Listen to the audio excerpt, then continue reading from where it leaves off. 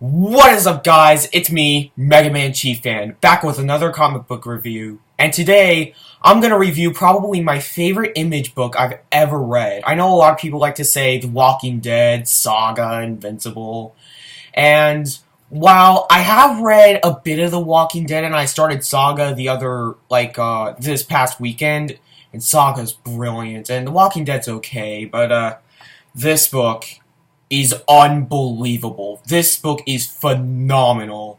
And that book is The Wicked Plus the Divine. When I first read this, I was forced to put it down, but I wish I didn't. I just was infested into this book. It was so good. And to the point where I actually had to reread it just today to read it in one sitting like I was originally wanting to do. So pretty much I've read this twice already, and I don't usually like to reread books, but this one was just so good I didn't mind rereading it again for the sake of this review. So, without further ado, and yes, this is gonna be a thing in my videos, it's premise time! So, the premise of this book is, it's set in London, and it's in a universe, it's kind of like in the same universe as us, but every 90 years, 12 gods are resurrected as young people, and of course, these gods become huge pop stars and celebrities, and they get worshipped like gods, even though they're pop stars, and it's really good commentary on it. Enter our main character, a girl named Laura, who's an absolute fangirl over these pop stars, and she wished she could meet them, but she gets her opportunity when she goes to a concert, but passes out like the rest of the audience. Yeah, I know, that's kind of weird. But, in my opinion, it gets even better. When she wakes up, she meets probably the best character in the series, and it's kind of weird saying that because this character is the resurrected version of Lucifer. It's so messed up. But, like I said, it's the resurrected version of Lucifer, but people refer to her as Lucy.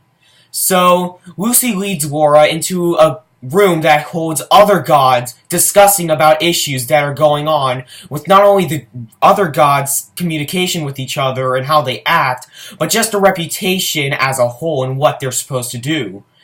And then, while they're talking about different things, people outside of the window are literally try to shoot the gods through the window. But, of course, everybody, or at least most of the people, survive. And the people that survive are the gods and Laura, despite a few of them getting shot, because they're gods, they're immortal. But Lucy decides to kill the shooters, and she's brought to court because of that. But then she's imprisoned and arrested and immediately took to prison because in her trial she kills the judges, for which she says she did not do. And that's pretty much the first issue of this series. I know that's kind of a spoiler, but that's kind of like how I like to analyze the premise of this series, but I will not dare spoil the other issues of this series, because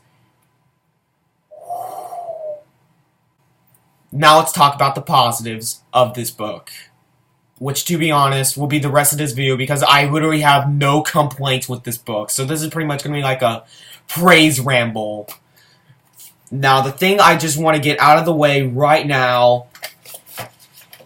No!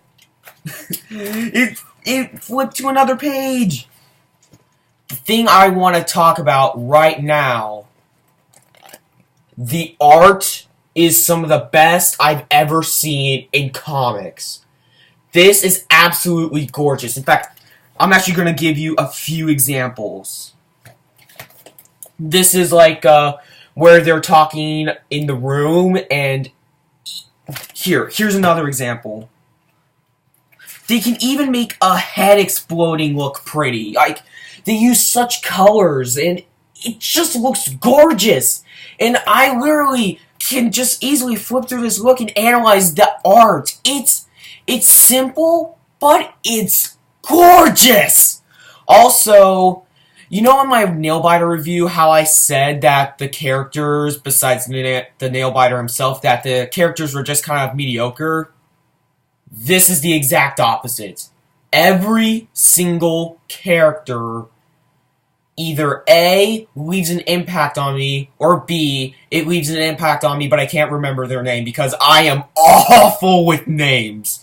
But if I like see their face or like see a panel where they're in, I can think, oh, it's them. It's them, and I can like kind of describe their personality. No comic, barely any comics can actually do that to that level. That should say something. There's always, even in really good comics, like Sweet Tooth, for example, like, you know the main character spot on. But once you get to, like, the side characters, you kind of get a little fuzzy, but then, like, some characters I can barely remember their names. But this, I may not know every single name, but I know every single character and what they are like. And that is impressive. But I have not even gotten to the best part of the book. That is the one, the only story. The story and writing of this book,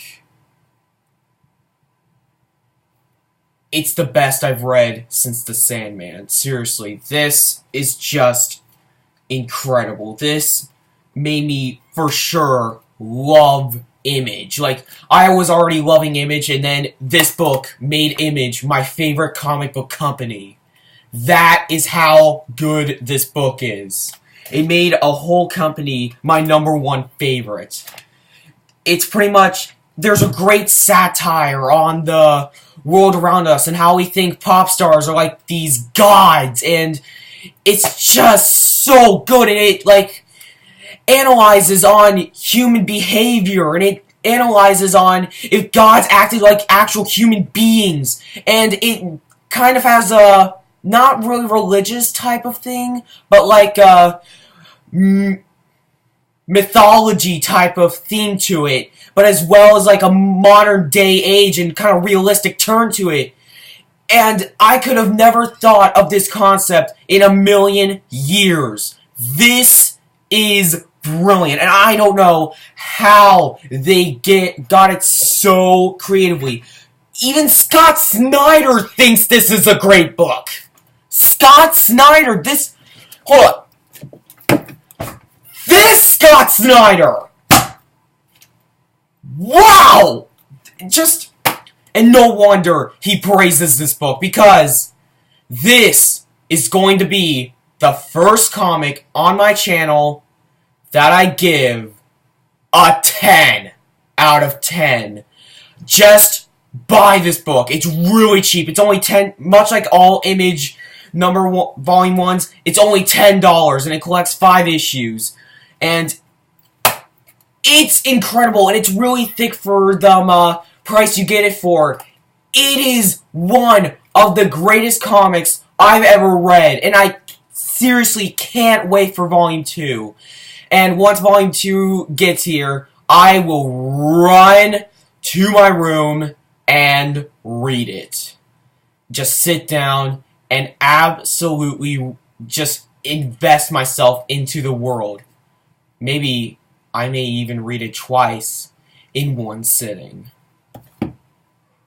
So that was my review, guys, and this may probably be my last video of the day, but tell me, what do you guys think of this series so far? Should I change a few things? Should I leave a few things? Should I keep doing "It's Primus time" that thing?